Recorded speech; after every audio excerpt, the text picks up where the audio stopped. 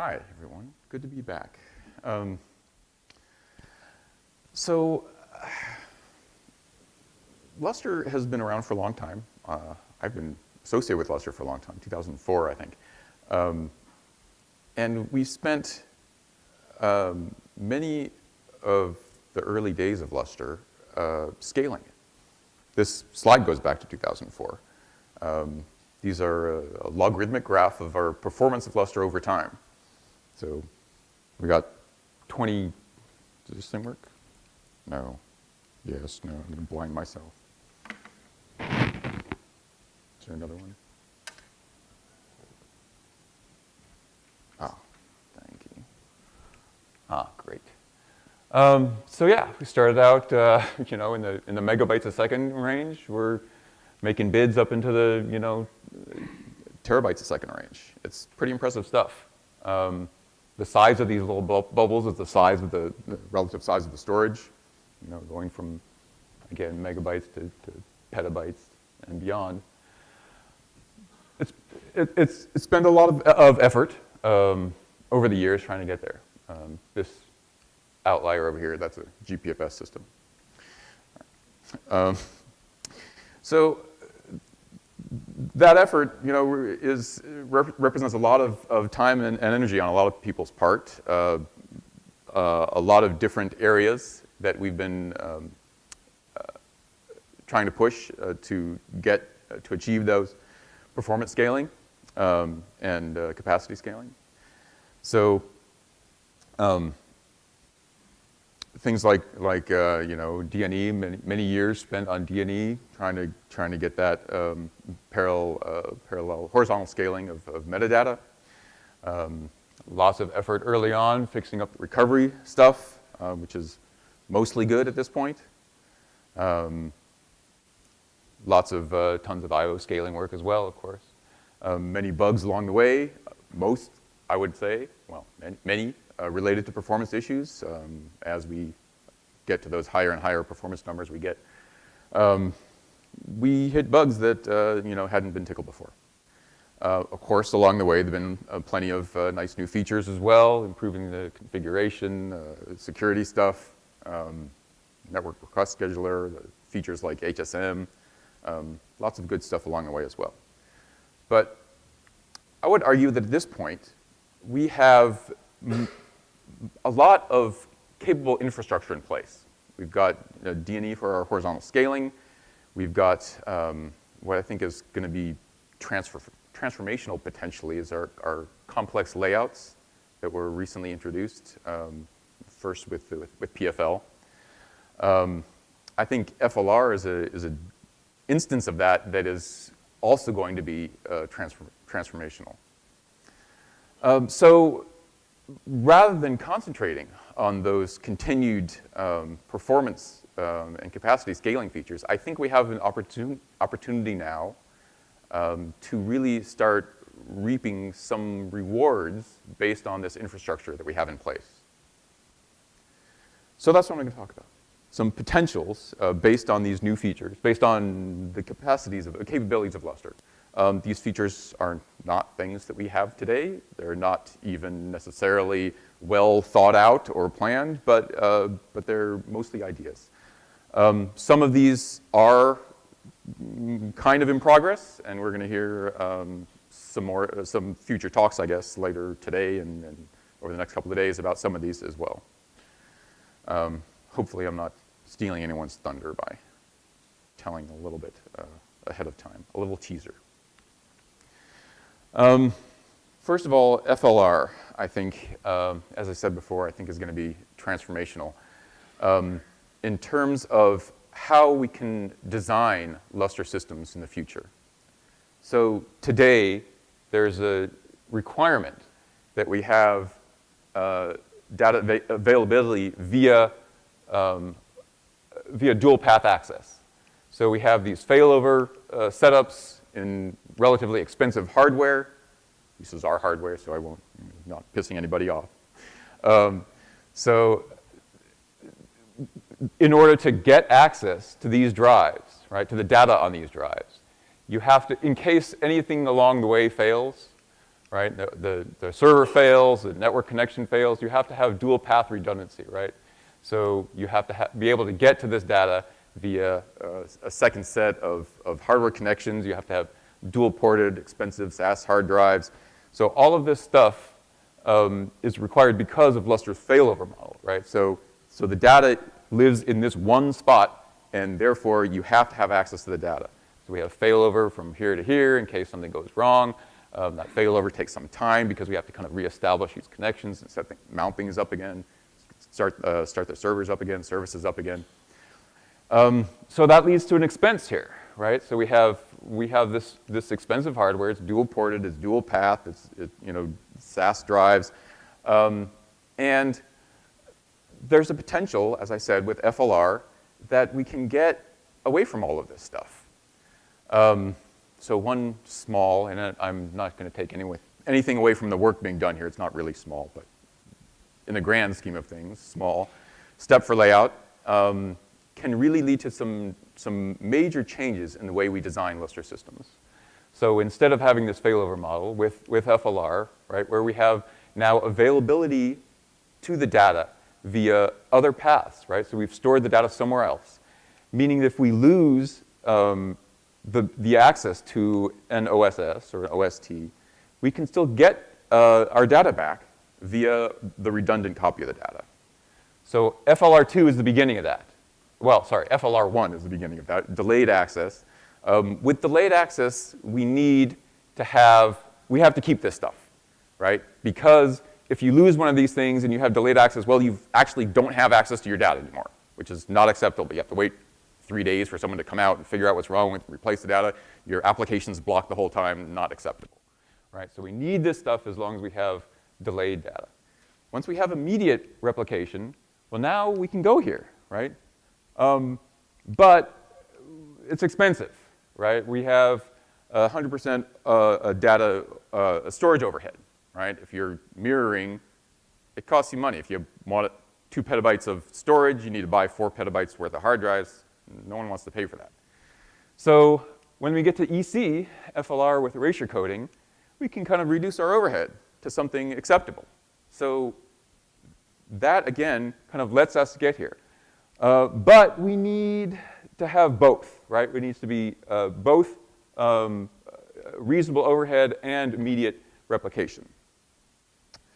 And as part of that, maybe something that we haven't really addressed in terms of this kind of infrastructure is that we need also degraded write support.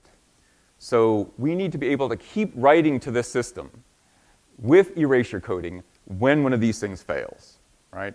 Otherwise, again, some hardware goes off, we can't block our application from progress for 3 days.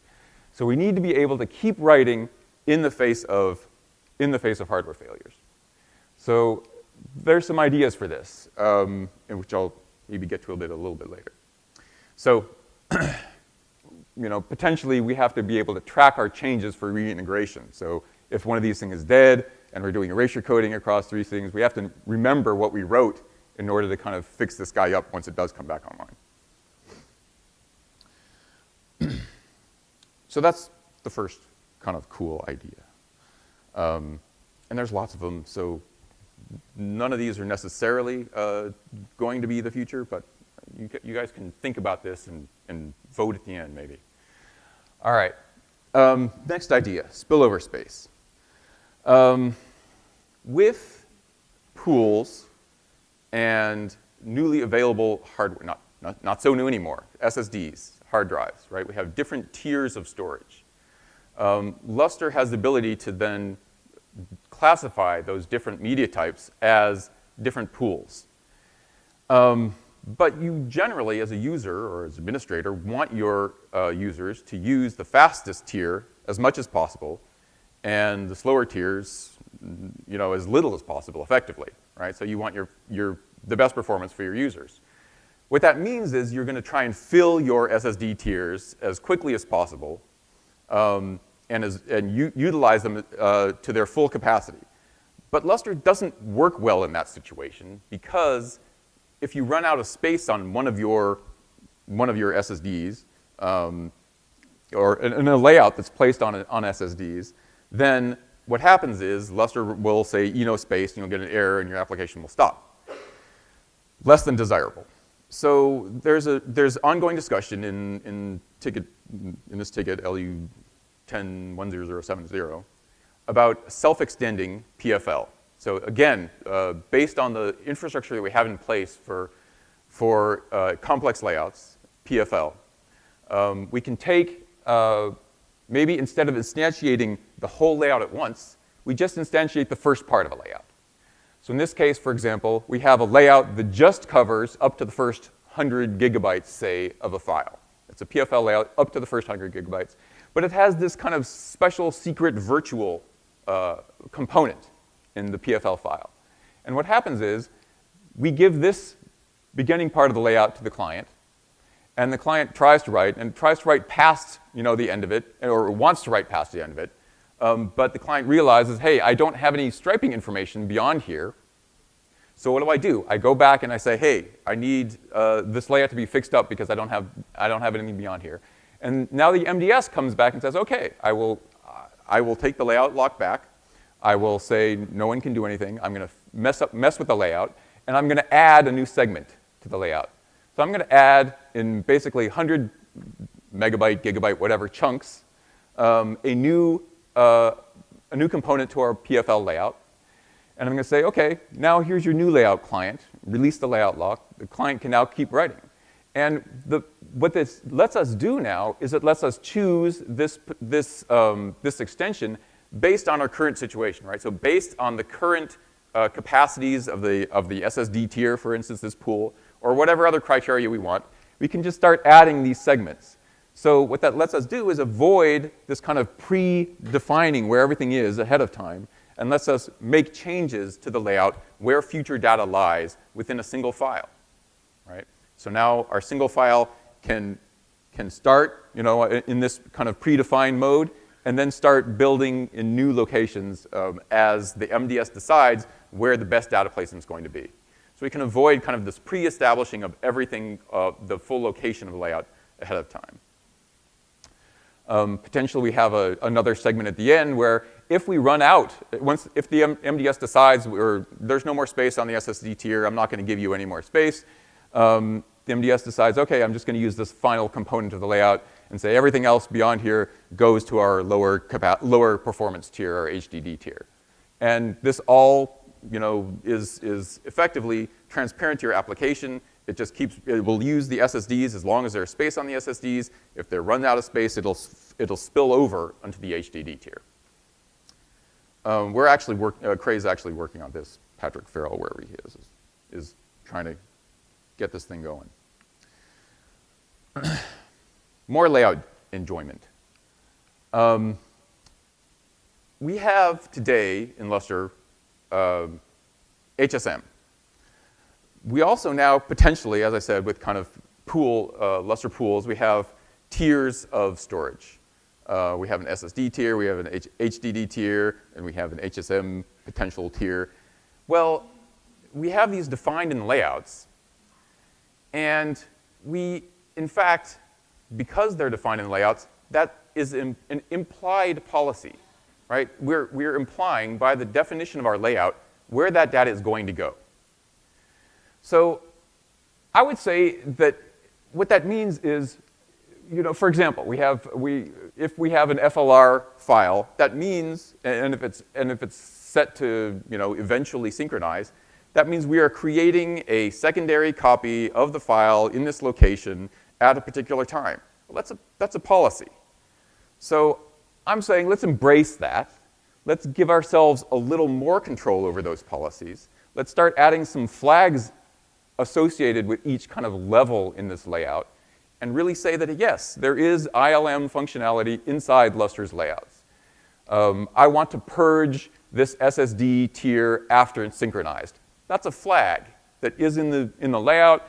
When whatever it is that's doing the synchronization finishes, it checks that and says, okay, I'm going to purge this one. The data's over here now, and this one's empty. So we now kind of have an ability to utilize Lustre's layouts to define kind of where the life cycle progress of these files is going to be over time. So, for example, we want to restore here. No, I don't want to restore to my SSD tier. I want to restore to the HD tier. We already have these flags, preferred reader and preferred writer. Those are FLR flags. So I'm just saying, let's embrace this a little bit and really kind of give ourselves some new feature abilities based on ILM definitions that we decide we want. As administrators, we can kind of decide these things. Asymmetric layouts. I really like layouts. I really do. I think they're great. Okay, what if we decided, let's say we have our data kind of sitting here, and we decide, you know what, maybe I want to write my data somewhere else. Maybe this is an HDD tier, and I've added a new SSD pool, and I want kind of new writes to this file to show up in my SSD pool. But I don't want to have to pre-stage everything. I don't want to have to copy all my old data off of the HDD tier and copy it up to my SSD tier. So what do I need to do? I need to basically keep the read layer and the write layer separate. So we effectively have a little bit of a hierarchy. We say any reads will go to the kind of the top layer, and they'll fall through to the bottom layer if they're not mapped in the first level, basically. If they're not mapped in the primary level, we'll fall through and read them from whatever the secondary level is. We could even imagine, I won't even draw a slide for it, but you can imagine you can keep doing this. You can have more layers. And what that lets you do is, and all writes go to this top layer. So that lets you basically write to that SSD tier and read from wherever the data is. You'll get the current data if it's been written to the SSD tier. You'll get the old data if it's, if there's nothing new written above it. So this is kind of the thing that lets you now, and you do track. You track in your kind of write layer where you've done the writing. And we have to figure out the locks. So you can actually have the locks being managed entirely by this tier. Any lock held by this guy implicitly controls the data for that extent, no matter what kind of what layer it actually falls under. And so this now also, not just the kind of the SSD case where, hey, I just want to write to my faster tier, but allows you to change your location of your data dynamically. It was over here, wherever that was. Maybe something failed. Maybe my OST failed, this failed, and I want to keep writing. So I change my entire layout to somewhere else, a different location, different set of OSTs, and I keep writing. So now I don't even have to wait for any recovery mechanisms. I don't have to wait for failover. I don't have to wait for rebuild.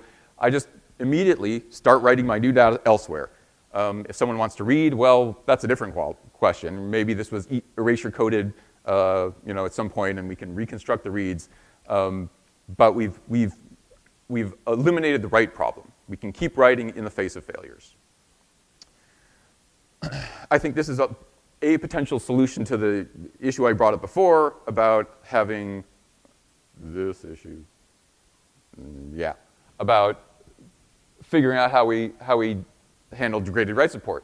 You can imagine that once we have this, right, and this is an erasure coded level, and something fails, hey, we can just write somewhere else. Okay, enough on layouts, sorry. Fast find. Why what's the word? Not hypothetical question. Question I'm going to answer. What's the word for that? Never mind. Okay. Why? Rhetorical. Thank you. Why do we need to create external databases full of Lustre metadata? Why do we need to scan raw LDiskFS? Because we're trying to answer a question. Which files match these particular criteria, right? And we need to answer that question quickly. So we can't scan the entire Lustre namespace and stat all the files to find the answer to that question. So we need to do something else. But what if we did that not externally by copying the metadata elsewhere? What if we did that inside of Lustre?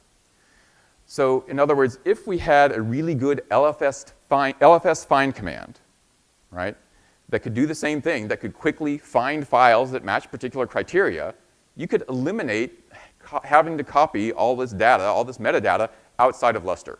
You could eliminate having to scan the raw LSFS. So what does a great LFS find look like? First of all, it's server side, so it runs on the MDSs. It scans the MDS data locally. It runs on the MDSs in parallel, right? So it runs on all of your MDSs at the same time. It is able to do kind of logical combinations of filters to reduce the result set as quickly as possible. And once you have that, you can kind of do cool things like this. Find all the files, LFS find, everything in Lustre with a size greater than 20 megabytes and modification time within the last day. And pipe that list to LFS HSM archive. Done. There's my policy engine. There's everything, right? Put that in a cron tab and you're done. So how do we do that? How do we get a great, fast LFS find? We move it to the server side, as I said. But then we also kind of add new indices based on the criteria that we expect we want to sort by. So the OBD API includes a DT index operations command. Basically, there are databases that sit on your MDS. And we can add new databases. They're basically key value stores. And so we add new key value stores based on select criteria. We don't want to go crazy with this. Every time we add something new to an index, it's part of the transaction when you commit something. So it costs a little bit, but the reason you get a big benefit, potentially, of not having to copy all your metadata off afterward. So you add a new index with mtime, with size, lazy size on MDS, which we'll hear about later. And now you can search for those criteria quickly, get your list back, and eliminate kind of this whole problem of trying to replicate your Lustre metadata in order to search it quickly.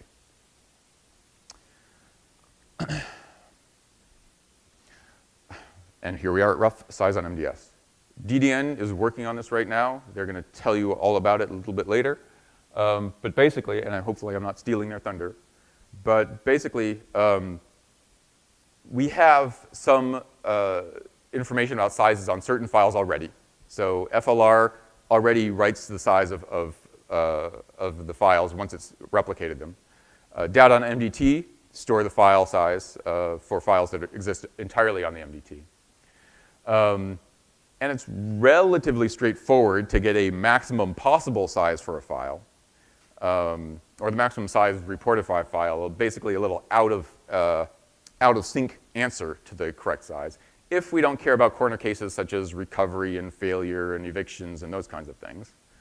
So, and on top of all that stuff, this rough size is really useful for particular things. It's really useful, for example, for policies. If your policy is archive a file greater than a terabyte, you don't care if that file is exactly a terabyte, or 0.999 terabytes, it's close enough. And so, or you don't care if, so for many purposes, having a rough size is really useful. So we'll record that. So record the rough size, record the accurate size when we have it, keep track of whether it's accurate or not so that we can report the right thing to users according to their POSIX whims. And we can also provide less accurate sizes via other mechanisms for those applications that actually care about that. So again, once we have this rough size that lets you have an index based on that rough size, that lets you now store it on the MDS, that lets you do this fast find, so it's all kind of connected together here.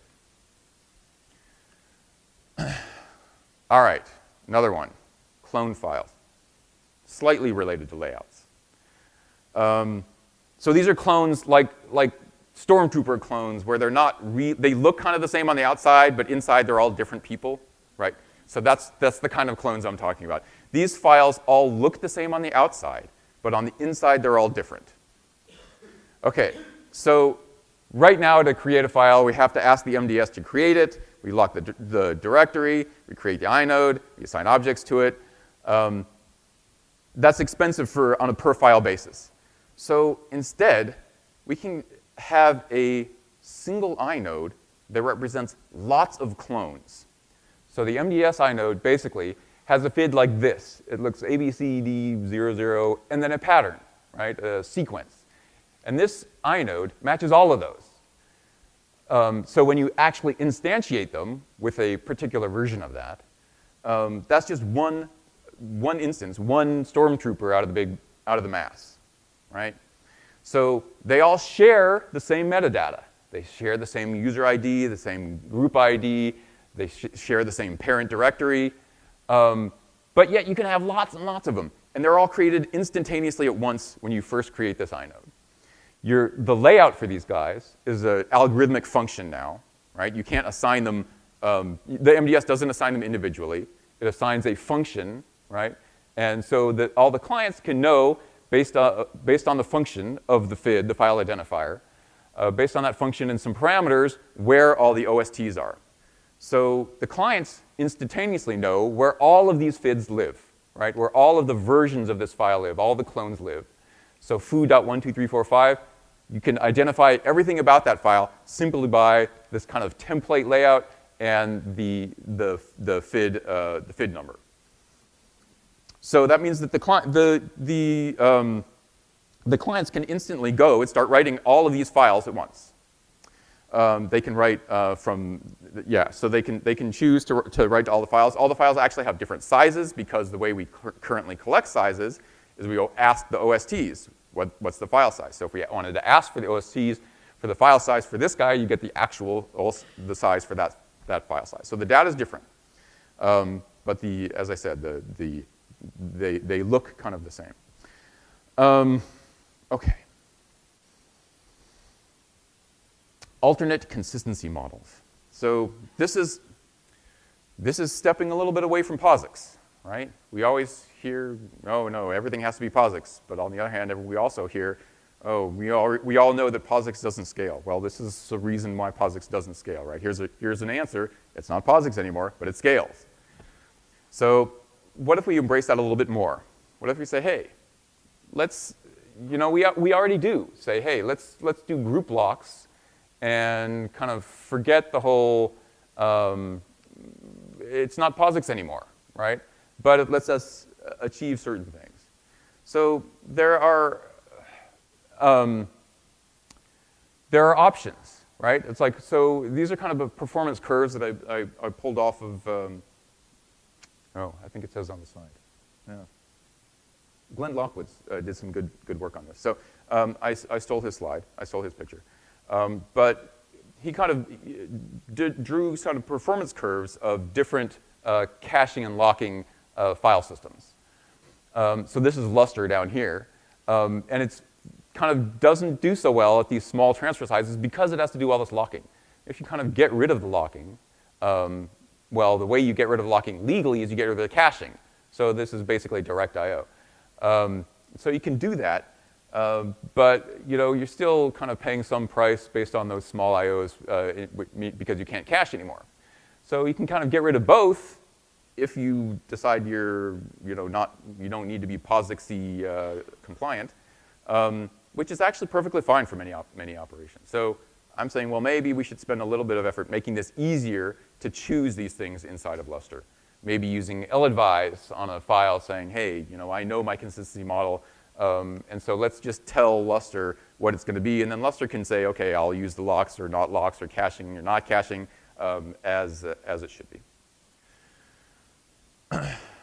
All right, I'm running out of time, but that's basically it. So you put it all together, you have your erasure-coded parity, you hit the wall, you spill over somewhere else, you lose a drive, you start writing it somewhere else. You ILM it down to your cool tier after a while. You purge it after after it's synchronized, and then You use your fast find mechanisms now to find your old files and send them off to HSM. All right. I was going to do a feature vote, but I actually realized that OpenSFS likes to keep all the feature, who wants to do what, secret, and so they can sell it to our vendors, so that's fine. I won't ask. I won't ask for the vote. So that's it. Oh, wait, I have one more slide, which is the underpants-based implementation plan, which is I provide the underpants, and then someone else does the fancy work to figure out how to actually implement, and then we get these great features. The end, sorry.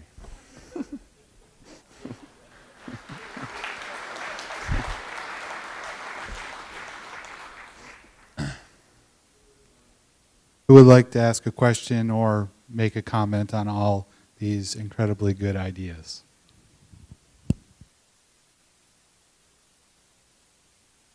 I'm curious about one thing. Can you modify the clones with cows? Modify the clones with cows. So the clones, as I said, has an algorithmic layout, right?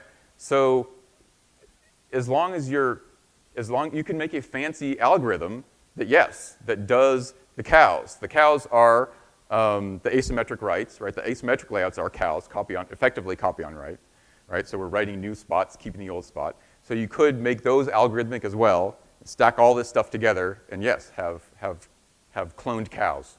So the other thing I wanted to ask is this going to be an R? So do you remember the network request scheduler, and it was going to be the solution of everything, and absolutely nothing came out afterwards? And is this actually being worked on, or is this just pipe dreams like the NRS stuff? So some of these things are definitely being worked on. So as I said, we are working on the spillover space thing.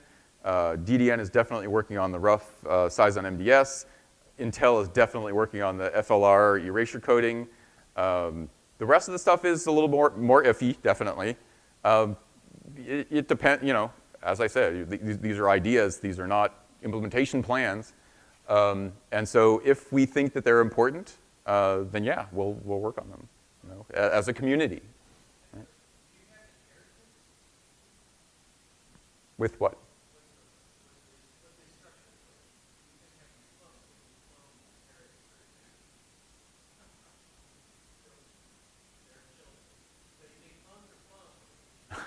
Oh, well, so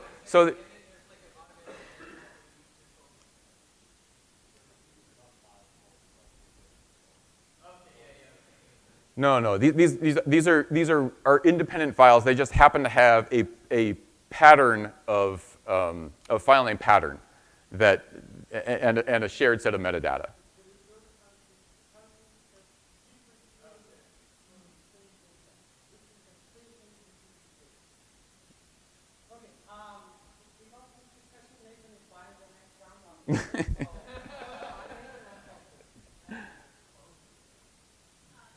We're talking about having this kind of break POSIX. Would this kind of possibly be an extend and embrace thing where it would be adding on, but maybe, things that did not understand the extensions would still be able to function in a POSIX-like manner? So, it breaks POSIX because you're not allowed to have like a single file, a single directory entry for multiple files. You're not allowed to have, a common set of metadata that is supposed to I mean, that's just, it's not what POSIX is. So could you, at the same time, you can still use the POSIX API, right? So it doesn't meet POSIX semantics, but you can still use the POSIX API for a lot of it, right? So you can still say open, close, read, write, my file name, and everything will work fine.